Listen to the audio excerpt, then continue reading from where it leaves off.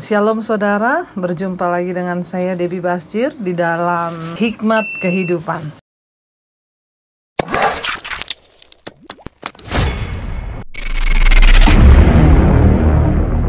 Iya, berjumpa lagi dengan saya Debbie Basjir di dalam Hikmat Kehidupan. Hari ini kita tiba pada pembahasan Amsal pasal yang ke-7. Ya, mengapa kitab Amsal ini ditulis oleh Raja Salomo, raja yang sangat diberi Tuhan hikmat, ya, dan ini akan memberikan pelajaran bagi setiap kita untuk boleh hidup sungguh-sungguh dalam takut akan Tuhan dan terhindar dari masalah, sehingga kita memiliki hikmat dan kebijaksanaan di dalam kita melangkah. Baik, kita akan sama-sama membaca Amsal pasal yang ke-7, ayat yang pertama sampai dengan ayat yang ke-27, ya, agak panjang. Hai anakku, berpeganglah pada perkataanku dan simpanlah perintahku dalam hatimu. Berpeganglah pada perintahku dan engkau akan hidup. Simpanlah ajaranku seperti biji matamu. Tambatkanlah semuanya itu pada jarimu dan tulislah itu pada loh hatimu.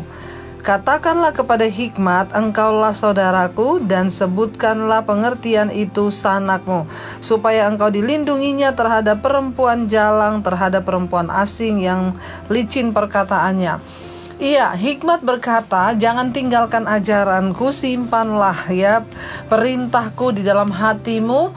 Biarlah kita senantiasa mau menyimpan hikmat Tuhan, firman Tuhan dalam hidup kita, sehingga kita menjadi orang yang bijaksana dalam segala hal. Di sini dikatakan, sebutlah bahwa aku ini saudaramu dan pengertian itu adalah sanakmu, supaya kita dijaga, ya, karena hanya hikmat Tuhan yang bisa menjaga hidup kita sehingga kita boleh mengalami janji dan berkat-berkat Tuhan. Di sini dikatakan ayat yang ke-5, supaya engkau dilindunginya terhadap perempuan jalang, terhadap perempuan asing yang licin perkataannya. Saudara, kenapa ayat ini Amsal banyak berbicara tentang persinahan, nasihat tentang persinahan perempuan jalang? Kita tahu bersama Salomo itu memiliki riwayat, ya, yang banyak bergelut di dalam seputar kenajisan dan persinahan. Kita tahu Salomo adalah anak dari Betseba, istri Daud yang diperolehnya dari hasil perselingkuhan gelap. Ketika semua orang pergi berperang, Daud ada di sotoh istananya, lalu dia melihat seorang wanita cantik yang bernama Betseba yang sedang mandi.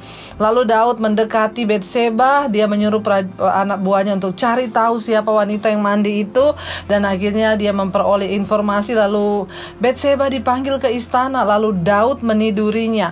Kita tahu bersama persekongkolan apa yang terjadi sehingga Daud membunuh suami Betseba dengan secara sengaja. Uria ditaruh di bagian paling depan pada peperangan supaya mati, dan akhirnya Betseba bisa diperoleh Daud sebagai istri. Ketika itu Betseba sudah hamil, ya, untuk menyembunyikan dosanya akhirnya Daud membunuh Uria. Jadi Salomo lahir dari seorang ibu yang punya latar belakang, ya, dosa kenajisan, berselingkuh dengan Daud padahal sudah punya suami. Ketika suaminya berperang, dia tidur dengan Daud. Saudara perhatikan, ya, dosa keturunan, ya, dosa kenajisan yang tidak diselesaikan, ya, itu akan dapat turun, saudara, ya. Makanya kita perlu berdoa sungguh-sungguh. Kita tahu bersama Salomo ini seorang yang sangat luar biasa, terutama dalam dalam hubungan percintaannya. Saudara bisa bayangkan, dia punya 700 istri dan 300 gundik. Ya, itu kalau kita hitung berarti ada 1000. Ya, 1000 ini kalau digilir ketemu satu hari satu, itu bisa 3,5 tahun mungkin satu orang ketemu satu, ya. Jadi 700 istri dan 300 gundik. Jadi totalnya 1000. Saudara, kenapa dia hidup di dalam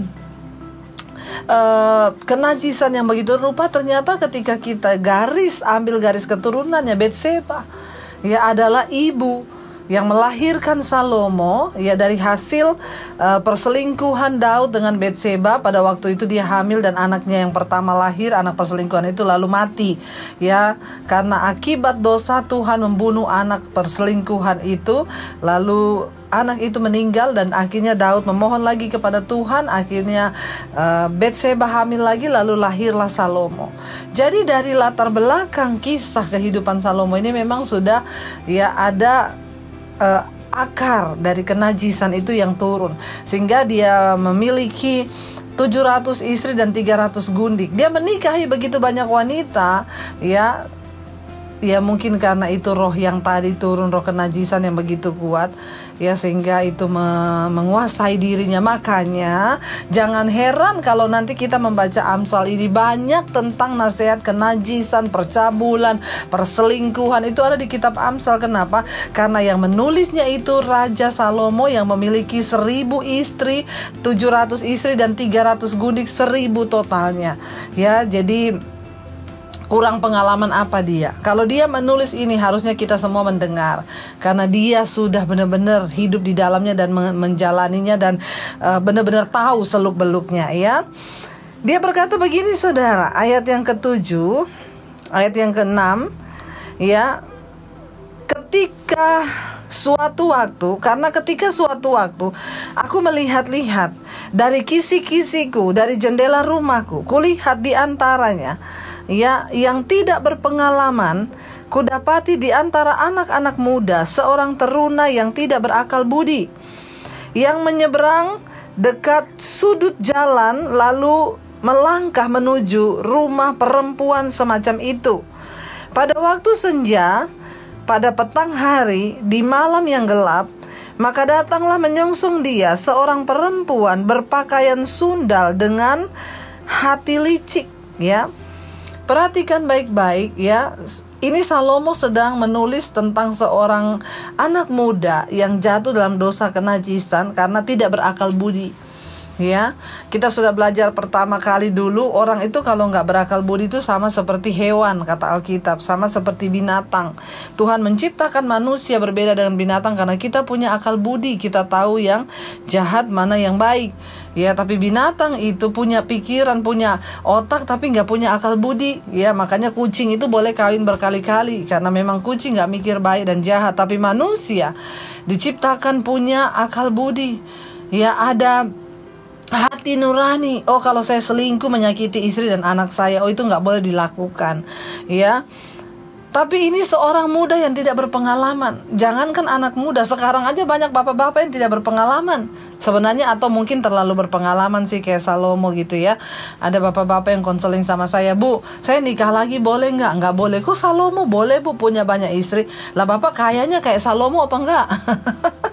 Ya, Salomo itu hartanya banyak, bukan hanya itu. Bapak punya istri satu aja udah pusing, apalagi istri banyak. Janganlah, ya, karena itu juga dosa. Jangan ikuti yang orang itu suka, ya. Buktinya Batseba boleh, Bu, selingkuh sama Daud, berarti aku juga boleh.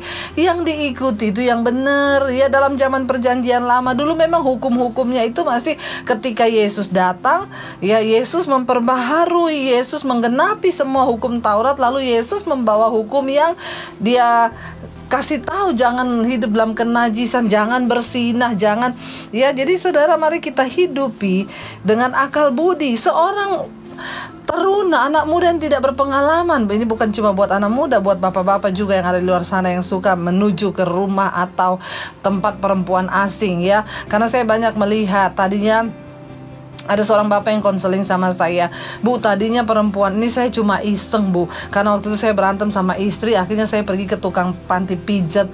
Ya, ini kayak cerita ini kan, aku melihat seorang bapak-bapak, ya, di tikungan jalan dia menyeberang ke panti pijat. Tadinya saya cuma iseng, Bu, tapi ternyata setelah jatuh perempuan ini merongrong saya.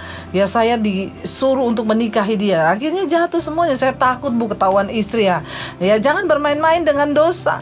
Lalu di sini dikatakan, saudara, ya, ayat yang ke-9, pada waktu senja, pada petang hari, di malam yang gelap, maka datanglah menyongsong dia seorang perempuan berpakaian sundal dengan hati licik. Ya, perempuan sundal itu bisa dilihat dari mana? Ada kriteria. Yang pertama, pakaiannya, ya. Makanya para wanita jangan pakai pakaian yang model sundal, ya. Apa itu pakaian sundal? Sudah kelihatan bukaannya di mana-mana, ya, pahanya kelihatan, dadanya kelihatan. Coba, saya selalu mengulang-ulang bagi para wanita, kalau pakai baju yang bagian atas jangan terlalu ke bawah, yang bagian bawah jangan terlalu ke atas, ya. Itu potongan yang benar. Ya, jadi ternyata perempuan sundal bisa dilihat yang pertama dari pakaiannya. Saudara mau bilang apa aja, orang kalau pakaiannya terbuka-buka dilirik sama laki-laki, jangan marah. Nah yang ada sekarang itu perempuan pakai baju mini terbuka dilirik orang. Kenapa lirik-lirik? Lu pikir gua perempuan murahan? Iya emang murahan. Orang bajunya aja Alkitab bilang itu baju perempuan pakai pakaian sundal, ya. Kalau pakai baju terbuka di mana-mana itu namanya pakaiannya pakaian sundal. Ya jadi ini bukan cuma buat bapak-bapak dan laki-laki. Saya mau bilang buat wanita-wanita, jangan memakai pakaian sundal supaya engkau tidak dicap sundal. Ya nanti kalau dilihat orang, kini kita bahas Alkitab ya. Jangan marah kepada saya. Saya hanya memberitahukan yang benar supaya saudara hidup sesuai firman Tuhan. Karena hari-hari ini roh kenajisan percabulan itu bekerja luar biasa. Ya yang saya konselingi itu orang. Kenapa? Dari pihak wanitanya juga suka berpakaian sundal, suka mengganggu suami orang. Dari pihak bapaknya juga memang suka sama perempuan sundal. Ini kita bertobat. Salomo menulis ini supaya kita semua melihatnya, saudara ya. Di sini dikatakan, datanglah menyongsong dia seorang perempuan berpakaian sundal dengan hati licik, cerewet, dan lihat perempuan ini kakinya tidak dapat tenang di rumah. Ya ciri-ciri perempuan sundal, bajunya sundal, kebuka semua, ya hatinya licik. Jangan percaya saudara, hatinya tuh licik. Besok dia dapat yang lebih kaya dari saudara, dia tinggal saudara. Yang kedua apa? Cerewet, ya mulutnya itu pintar menggoda, ya. Terus apa? Lihat perempuan ini, lihat itu apa ya? Suka megang-megang gitu ya, suka bermanja-manja, ya kakinya tidak dapat tahan di rumah. Perempuan sundal itu nggak betah di rumah, pengennya keluar terus ya. Bertobat saudara ya, kalau ada ciri-ciri ini dalam diri kita, bertobatlah. Ayat yang berikutnya ayat 12, sebentar ia di jalan, sebentar di lapangan, dekat setiap tikungan ia menghadang. Nah, perempuan sundal itu nanti udah ada di mana cari mangsa ya. Lalu dipegangnyalah orang teruna itu dan diciuminya dengan muka tanpa malu. Ya berkatalah ia kepadanya, enggak punya malu, udah putus urat malunya perempuan ini ya. Aku harus mempersembahkan korban keselamatan. Pada hari ini telah kubayar nasarku. Ya, dia goda laki-laki ini saudara, bayangkan ya, menggoda orang untuk jatuh dalam kenajisan aja. Dia bilang hari ini aku mau persembahkan korban keselamatan untuk membayar nasarku. Korban buat siapa? Nasar buat siapa kalau seperti itu? Itulah sebabnya aku keluar menyongsong engkau, dia bilang ya, untuk mencari engkau, dan sekarang ku dapatkan engkau. Wah, udah mau masuk jaring ini saudara. Ya, udah mau masuk perangkap ini ya. Lalu di sana dikatakan, telah ku bentangkan permadani di atas tempat tidurku, kain lenan beraneka warna-warni dari Mesir. Pembaringanku telah kutaburi dengan mur, gaharu, dan kayu manis. Wah, udah dibentangkan dan ditaburi dengan rempah-rempah wangi. Kita tahu bersama minyak wangi yang mur itu harum ya, gaharu, kayu harum. Marilah kita memuaskan birahi hingga pagi hari ya, dan bersama-sama menikmati asmara. Nih licinnya perempuan perayu itu mulutnya. Makanya bapak-bapak ya, wah kalau udah ketemu kayak begini kelepek-lepek lah. Jangan sampai ketemu yang begini. Makanya bapak-bapak itu jaga hidup, hindari nafsu kenajisan percabulan. Jangan suka lihat hal-hal yang berbau kenajisan supaya hasrat birahimu itu tidak sampai meluap-luap ya. Lihat gambar porno, lihat film porno yang menyebabkan engkau jatuh terjerumus. Sekali ketemu perempuan sundal, sekarang itu banyak sekali perempuan-perempuan begini ada di mana-mana, menggoda dan membawa bapak-bapak dan laki-laki itu jatuh dalam jerat. Bayangkan ini, menggoda. Mari kita memuaskan birahi sampai pagi hari ya, karena suamiku tidak di rumah, ia sedang dalam perjalanan jauh. Ternyata bukan cuma di film-film, ada di Alkitab ya, bukan hanya di sinetron ya, ternyata di Alkitab ada. Suaminya lagi nggak di rumah. Hello saudara ya, kadang kita berpikir perempuan sundal itu orang yang nggak punya suami, yang di luar menggoda. Ternyata banyak ibu-ibu yang punya suami juga punya roh perempuan sundal.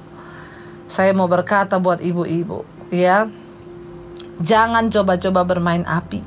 Banyak yang konseling sama saya selingkuh bu, ketemu di mana? Di Instagram. Astagfirullah, cuma ketemu laki-laki di Instagram, dibilangi kamu cantik loh, bisa kelepek-kelepek saudara, padahal udah punya suami ya digoda sama laki-laki. Ini kan namanya perempuan istri punya roh sundal.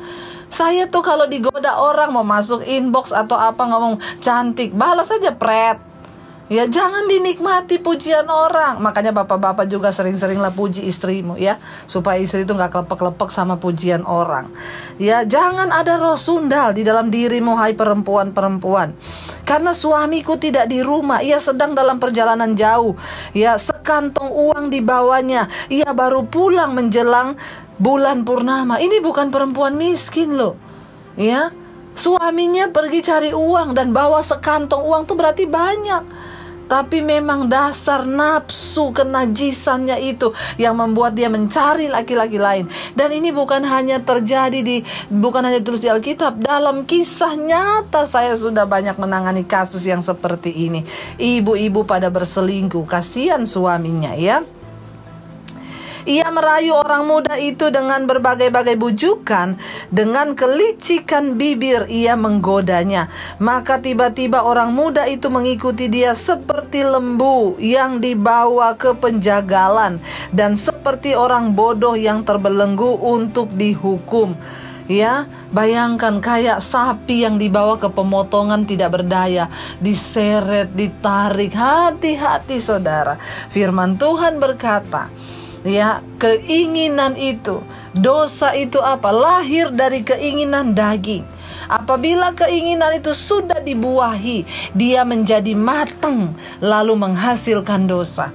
Orang berbuat kenajisan awalnya timbul dari mana? Pikiran yang kotor, pikiran yang najis. Mungkin karena sering lihat gambar porno, sering lihat film porno, atau apapun. Lalu timbul hal apa lagi? Hari-hari ini semua orang berdiam di rumah. Hati-hati saudara. Mari kita isi waktu kita dengan hal-hal yang positif. Dengar firman Tuhan. Sekali roh najis itu muncul di pikiranmu, maka dia akan menyeret engkau seperti lembu yang dibawa ke pemotongan, sapi yang dibawa ke tidak berdaya lagi, diseret, dipikat olehnya lalu jatuh.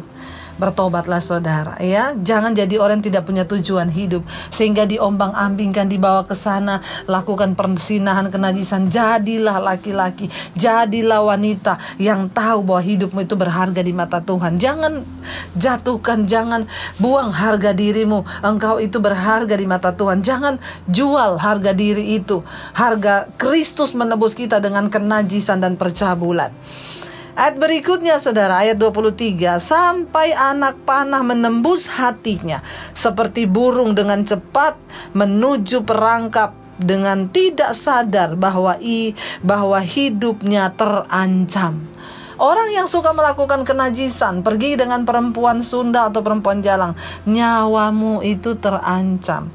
Kita sudah baca di pasal-pasal sebelumnya, perempuan sundal, perempuan jalang itu membawa engkau ke dunia arwah-arwah, ke dunia orang mati. Ayat yang ke-24. Oleh sebab itu, hai anak-anak, dengarkanlah aku, perhatikanlah perkataan mulutku, kata hikmat ya.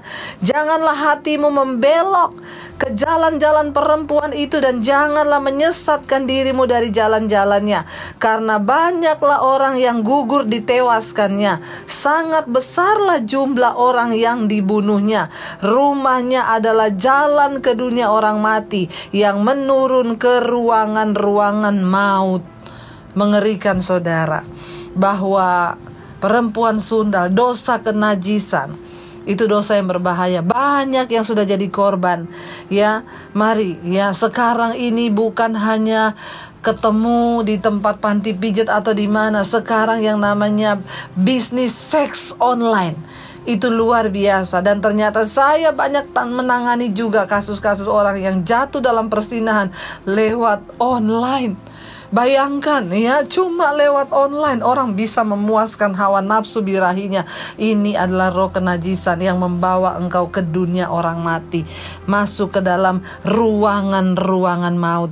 Apabila hari ini engkau menyaksikan tayangan ini, bertobatlah. Minta Tuhan memberikan kekuatan, menjaga hidup kita, rumah tangga kita di dalam kekudusan, dijauhkan dari kenajisan percabulan, dari roh kesundalan, supaya kita ini melahirkan anak-anak yang takut Tuhan. Dan kutuk itu tidak turun ya kepada anak-anak kita, tetapi kita semua hidup di dalam perkenanan Tuhan. Mari kita berdoa. Terima kasih Bapa buat hari ini. Kami sudah selesai membaca Amsal pasal yang ke-7. Biarlah hikmat dan didikan nih ada dalam hidup kami, dan kami terus boleh berjaga-jaga di dalam Engkau. Lindungi rumah tangga kami dari dosa, kenajisan, percabulan, bahkan roh kesundalan kami tolak dalam nama Yesus. Lindungi anak-anak kami menjadi anak-anak yang takut akan Tuhan dan hidup dalam kekudusan. Terima kasih Bapa, bahkan kami sebagai ibu-ibu tidak ada roh persundalan. Kami menjaga hidup kami berkenan di hadapan Tuhan, dari cara kami berpakaian, dari cara hidup kami, perkataan kami, semuanya dalam kekudusan-Mu. Berkati para suami menjadi imam yang takut akan Tuhan. Lindungi dimanapun mereka berada, dijauhkan dari segala roh persundalan. Di dalam nama Yesus kami berdoa, menyerahkan seluruh hidup kami dalam tangan Tuhan. Haleluya, amin. Jika Anda diberkati dengan channel saya, jangan lupa tekan tombol subscribe, dan jangan lupa like, share, dan komen. Dan jangan lupa untuk mengklik tombol lonceng di bawah ini, supaya Anda mendapatkan pemberitahuan setiap kali saya mengupload video-video yang baru. Jangan takut, karena gratis. Tuhan memberkati.